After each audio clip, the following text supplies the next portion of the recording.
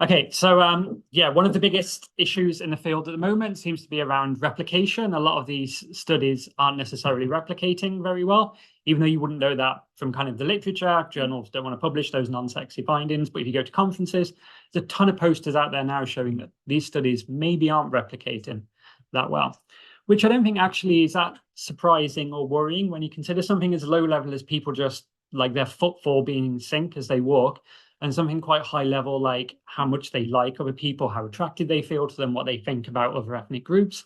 It's not that surprising that there's a ton of other stuff at play here other than just synchrony. And one of the big things that I think people aren't necessarily paying enough attention to always is the impact of the participant demographics on our IVs and DVs. So the stuff that participants bring into the lab with them. Linda Miles has done quite a bit of work on this, showing that things like social value orientation, how pro-social or anti-social someone's own internal values are, affects how not only how well they synchronize with the people and the tightness of that, but also how much other people want to synchronize with them. In another one of his experiments, he had a participant or a confederate just come to the lab a couple of minutes late, and he found that participants didn't want to synchronize with that person and synchronize to a much lower degree with them than those people who turned up on time. We've also ran quite a few studies now showing that whether or not you view someone as a common group member affects how well or whether or not you synchronize with them and the social effects that follow. So we tend to get the most stable effects and the biggest effects when people don't already view each other as common group members. When they do, those effects seem a bit more all over the place. And there's also a ton of pragmatic issues. So sometimes just getting 3 or 4 people in the same space at the same time to do a study can be hard. One of those people don't come, you lose the rest of the people in that session. You have no control over those participant demographics that they bring along with them. We have no control over who turns up to do our studies. And for movement studies, just getting people to do the right thing is quite hard. So I'm assuming this is a picture of some cats doing a synchrony experiment. There's 4 feline participants. These guys doing it pretty well. They're doing what they were told to do in synchrony. This one's having a go at it, but not doing very well. And this one's just a dick, doesn't want to do it, not engaging at all. And that's often what I found to be the case, especially when working with bigger groups and trying to do synchrony stuff. It's quite hard to ensure that everyone's doing the thing they're supposed to be doing to the degree they're supposed to be doing in the relevant condition. Oops. And I think there's also a trade-off sometimes between how controllable a paradigm is and how ecologically valid and stimulating it is. So on the one hand, we have these studies like the Hoven-Rosen one, where people are doing a very simple thing like tapping a finger. You can easily quantify the synchrony, pretty easy for people to do it. You can be controlled, but it's also not very engaging and it's not very ecologically valid. It loses a lot of kind of the magic of what happens in real life when people are synchronizing at sports event, dancing, etc. On the other hand, the Wiltermuth and Heath study, where people are kind of mirroring what happens at sports games, where they're chanting and waving cups and singing neighbouring countries' national anthems. It's quite engaging. It's what synchrony really looks like in the real world. But we have to rely on the authors that the people in the synchronous condition were indeed synchronous, and we have no idea how much more so they were because they didn't measure this. And I'm not sure how they would in that kind of a task. So I think VR might potentially be able to offer us a solution to some of these issues. So it offers a highly controlled and replicatable, yet still stimulating experimental environment. We can precisely control, how do I move me? We can precisely control the type and degree of coordination between the people, the avatars in our experiments. We can easily ensure the required number and characteristics of participants by changing what they look like in the virtual world. We have built-in tracking and measurement of movement and real-time reporting of that data. We can potentially remove experimenter bias and widen participation to non-weird populations by releasing these things on at-home platforms and testing outside of the lab. Headsets can now be quite cheap and portable. So the newest Quest only costs a couple of £100. You can use it anywhere outside, doesn't need to be tethered to expensive machines. Or on the other hand, the kind of more expensive, still tethered setups can have built-in eye tracking, facial emotion recognition, and also EEG, some of them have now, and various heart rate stuff. Okay, so VR might potentially offer a solution to some of these problems, and I think there's some theory to suggest that it might work too. So we've done a lot of research on imagined synchrony and shows that just having people imagine doing stuff like walking in synchrony can produce some of the same social effects, not all, as actual synchrony. So if you imagine synchrony works, I think virtual synchrony should too. So let's find out. Okay, so in this first study, just wanted to replicate the effects of synchrony on pro-sociality in VR. We chose two of the most established effects. How do I get this little bar to disappear? Click this on. Three dots, right? Yeah, press that one. Yes, and then, oh no. No. I think you have to just move it away from white lines. Really? Yeah. So press the X. Is the X okay? No. No. Okay, I'll leave it. But you can press the X, that will stop. This one. Cursor. Okay, I can press the X. Cool. Okay, so we tried to replicate two of the most established effects in the literature. So self-report measures of affiliation, how close people feel to each other, how much they like each other, all that kind of stuff. And then behavioral measures of pro-sociality using economic games. We chose a two-stage donation game where essentially you get given some resources, some money, and you have to decide how much of that money do you want to give to the person you've just done something with, 0 to 100%. Then that person also does the same, but before I tell you how much they've given you, you've got a choice. Do you want to stick with that amount? Do you want to trust it? Or do you want to take a preset amount of 40% of the total? So do you trust that person to have given you at least half?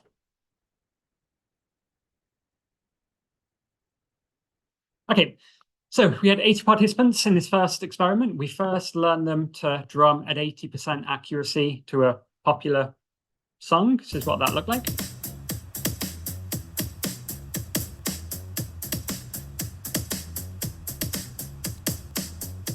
It was Michael Jackson's Beat It, and they just drummed along in a simple left, right rhythm until they'd got to 80% accuracy. The room was built to look exactly like the lab back at the university, and the experimenter had various little metrics that they could see, so they could check whenever the participant was performing at 80% accuracy.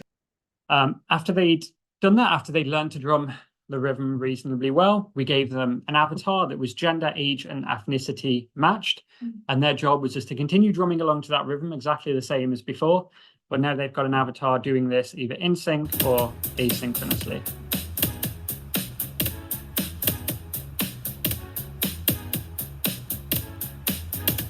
So that's what that looked like in synchrony. Yeah. And then got bad agent doing it crap. Oh.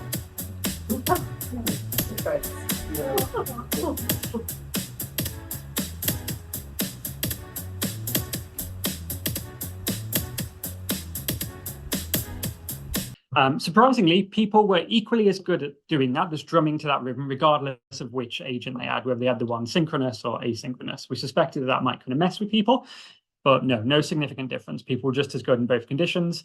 And unsurprisingly, people synchronized. There was much more synchrony measured by the kind of interdrum intervals in the synchronous condition than the asynchronous one. Then looked at cohesion, replicated the effect. People liked the agent more, felt closer to them, thought they were more attractive, and wanted to see them more again if they'd drummed synchronously than asynchronously.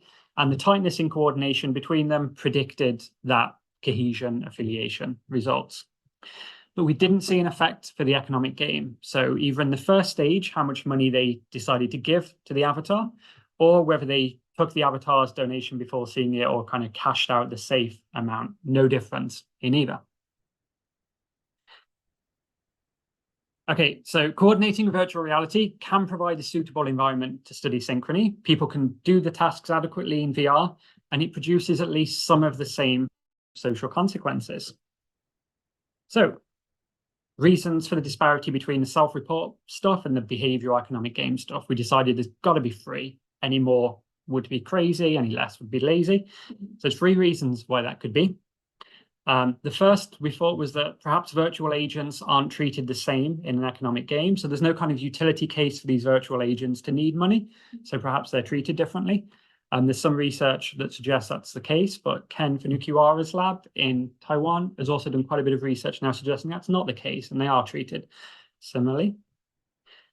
And we thought perhaps virtual synchrony acts like imagined synchrony and affects the kind of attitudinal self-report stuff, but not the behavioral stuff, which is what we've always found with imagined synchrony. It affects self-report stuff, but not behavioral stuff.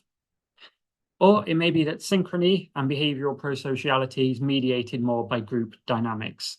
So as these avatars were same gender, same age, same ethnicity and stuff, if it is the case that this is kind of mediated by synchrony leading people to view each other as in-group members, that might already be the case here, so we're not seeing that effect.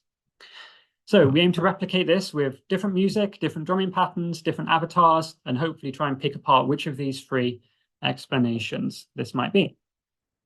Okay, so this time we did it with out-group avatars. We had 80 Caucasian participants, all drummed along with an avatar that was still gender and age matched, but they were described, or they had a kind of Middle Eastern appearance, and they were described as a Middle Eastern refugee avatar. Become apparent why in a moment. And we had also different music. This is the synchronous agent.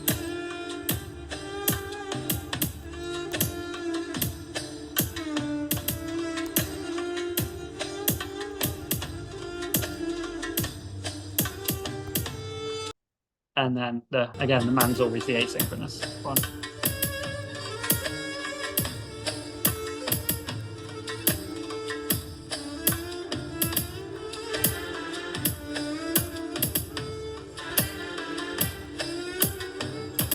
We then again measured cohesion, economic game again, but we also took measures of prejudicial attitudes. So attitudes, common stereotypes people have in the UK about Middle Eastern refugees. So do you think Middle Eastern refugees are lazy, aggressive, etc.? So people just as good again at doing this, according to the error rates in both conditions, people were still able to tap to this new rhythm, slightly more complicated. Again, see more synchrony in a synchrony condition than a non-synchrony condition. This time we did have two outliers, participant who was supposed to be doing it synchronously but couldn't, and one who was supposed to be doing it non-synchronously but synchronized. So we analyzed all of this data with them in and then removed, and it made no difference to the rest of the stuff. In terms of cohesion, again, saw the same thing. So people felt closer to that avatar. They liked them more. They wanted to see them more. Again, they found them more attractive. And again, that was significantly predicted by the coordination scores in a linear regression. We also saw a reduction in prejudicial attitudes, well, less of an endorsement in prejudicial attitudes after the synchrony condition. So people endorsed all of those Middle Eastern stereotype items a lot less. Can't see because it's just under here, but that was just over the magic 0.05 for the regression. It wasn't quite predicted by synchrony, but we did have a difference between conditions. Then for the economic game, again, didn't see any difference between conditions in the first part of the economic game, so in how much they would give to that person, that avatar. But we did see a difference in the second part of the game in terms of trust. So following the synchronous drumming, people were a lot more likely to trust that avatar and take their whatever they donated rather than cashing out at a safe amount. Okay, so mid-summary, coordinating with an out-group avatar increased cohesion towards the individual avatar, and it reduced prejudicial attitudes towards the relevant group as a whole. It affected trust in the economic game. So next, we thought, well, virtual reality allows us to do a lot of stuff that's not possible in real reality, in actual reality. So we wanted to see if we could extend these effects to out-species attitudes. We took inspiration from a couple of studies that were published last year, one using Animal Crossing, showing that playing that game in certain ways increased kind of pro-conservation attitudes. And this was quite a cool VR study that showed that just embodying an animal in VR, so in this case, turtles, taking their perspective in virtual reality, led people to be more, not pro-turtle, to endorse more turtle-based conservation attitudes. They were more pro-turtle. So obviously what we then decided to do was get a load of carnivorous participants. We played Doja Cat's Moo to them for 5 minutes and had them drum along with this really creepy looking cow. This is the cow doing it synchronously. Should I ignore?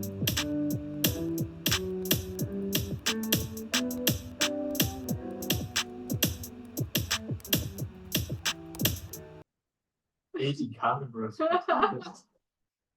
We checked. Yeah. We made them eat hot dogs. And then we have the other condition, they're doing exactly the same, but the cow was not doing a good job this time. We measured cohesion. We didn't have them play the economic game this time. We thought that might be too weird. We took a load of different attitudinal measures of people's attitudes towards animal husbandry, towards ethics of factory farmed animals, and meat consumption attitudes. Talk about 7 different scales that seem to be being used a lot in the literature. In terms of error rates, people did find this one a little bit more difficult than the last task. I don't know if you could see, but the drum beat was a bit more complicated, but they were still able to do it equally well in both conditions. And again, people much more synchronous in the synchronous condition than the asynchronous condition. Surprisingly, people did like that cow more after drumming in synchrony with them. They felt closer to them, found it more attractive, whatever that means, or that kind of stuff. And that was predicted again by the synchrony scores, but we didn't find any difference at all in any of the attitudinal measures. So made no difference to people's how these carnivores felt about eating meat. So virtual reality can be used to replicate pro-social effects of coordination. It offers a stable, highly controllable, replicable, yet immersive environment to study synchrony and its social effects. And I think it can overcome some of the pragmatic barriers that the field faces. It affords avenues of research to be explored that wouldn't be possible in reality. It can increase affiliation towards non-human agents, but hasn't yet affected deeper ingrained attitudes. I have a couple of ideas as to why that might be, but maybe the task isn't kind of engaging or meaningful enough. So we've created some kind of, our first environment always replicated the lab it was in. We've got more kind of context relevant environments now, and also incorporated a mirror game version because we thought maybe drumming with a cow is just too wacky, but maybe mirroring the cow might be less wacky, maybe. Could work like, and kind of bipedal anthropomorphic cow. On the other hand, maybe it's a case that just, it just doesn't extend to kind of non-human attitude stuff. So, or it might be the case that it's just about how deeply ingrained people's attitudes are around eating meat, especially for people who are already doing it. So we're testing this now with a robot version, looking at to see if it affects people's attitudes towards AI, social robots, all that kind of stuff. Yeah, I was going to give a little demo of it, but I don't have it on this. So but we will do a demo. can't do it. We will I can do do a it, demo. yeah, We'll either some do other it during time. the lunch or the coffee It's not break, that good or- anyway, because I haven't got VR, so it's It's a gonna 2D. be It's a shit and demo. he's- But yeah, if people were interested in using this, we're making the app freely available on the OSF. You can do lots of different stuff with it. There's lots of kind of sliders in there, so you can very easily change how all of those agents behave, where they're placed, what the environments are, what the music is, the backgrounds. There's tons of little avatars and stuff in there, and different kinds of coordination tasks like leader follower, join action, etc. Yep, so if you want to use it, you're welcome to. You don't have to collaborate with us, but if you do want to, we still have some funding time left. Advertise that, Liam. You're going to get bombarded. But if you do, we do still have some money left to add new features and make changes and stuff if there were things people wanted to use it for. So a couple of the collaborations we've done and things we've done, we've now incorporated eye tracking. So if you have headsets that work with eye tracking, you can get out heat maps from the eye tracker and kind of the more boring Excels with the areas of interest and stuff. Also the same for facial emotion recognition. Some of the new headsets now do that. So we're now getting working with that. So the avatars will display the facial emotions that the user's actually doing. And it will record those as well. So you can use it as kind of like a cheap and dirty EMG thing. And we're getting it working with the D-Link as well. So you can have people in different physical locations doing stuff in the same virtual location. Okay, that's me. Thank you to everyone for listening. Thank you to Gray, Charway, who were involved in getting the funding for this and doing it. And then Wesley and Jack, who are our RAs, who actually did almost everything for us, built it and tested it, and all of the undergrads who did stuff too. Thank you. So I'm going to quickly let in the next people into the room. But are there questions? Yes, Peter, you can go first. Always you first. Exciting. I was thinking when you said in the beginning about the issues, Mhm. and it might be that we, at least I, don't feel very certain what exactly the mechanisms that joins the signal movement and that maybe it's different. I was just wondering what it is here because you're playing with this how thing fits into, right? And you were saying when it's not being synchronous, it's doing its job. So is it that I feel it's in group and more like me, that I feel it's just an idiot? So people were never actually told that the cow was supposed to do anything. They were just told, this is the rhythm you need to drum to, you need to drum to this rhythm. Then all of a sudden this cow appears and starts doing it with them or doesn't, does something else. Yeah. So there's no instruction that the cow was doing their job properly or being a bad cow. But do you think they would think so?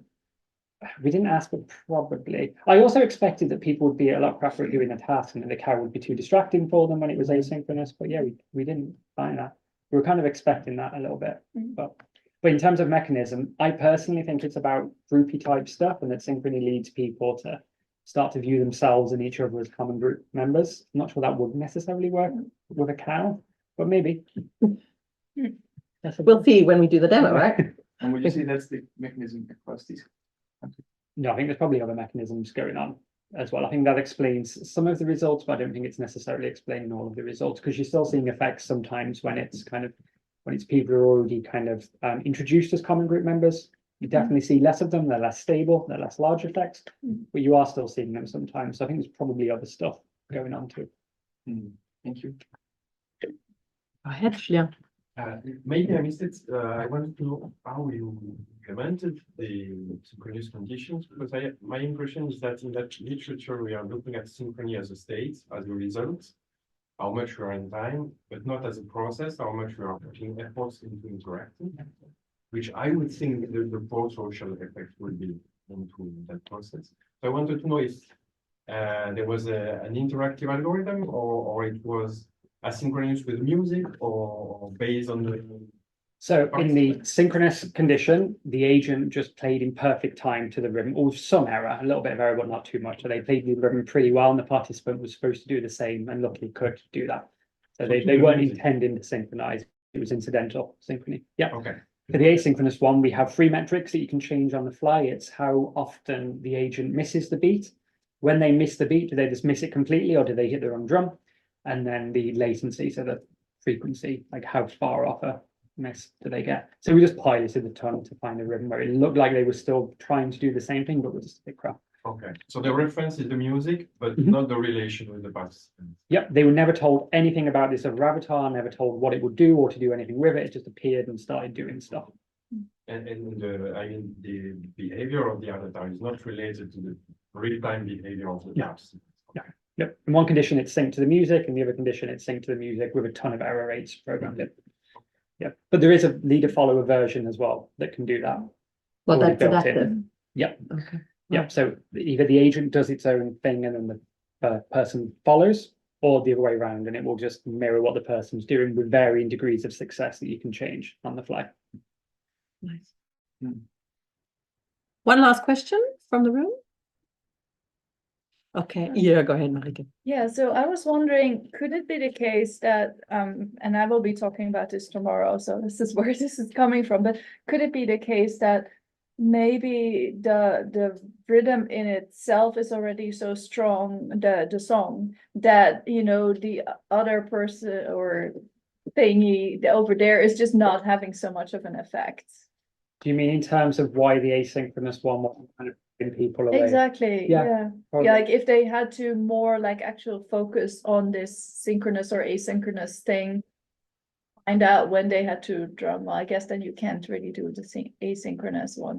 It's a bit We harder. did yeah. purposely pick kind of songs and easy rhythms that went with them that were quite strong and had quite strong beats then. Yeah, We've also just programmed in a kind of metrics where you can move where the agent is. So we're now trying to get them right up to the face so they Right. can't avoid them and pushing them further away to see if that does yeah, affect it. interesting, yeah.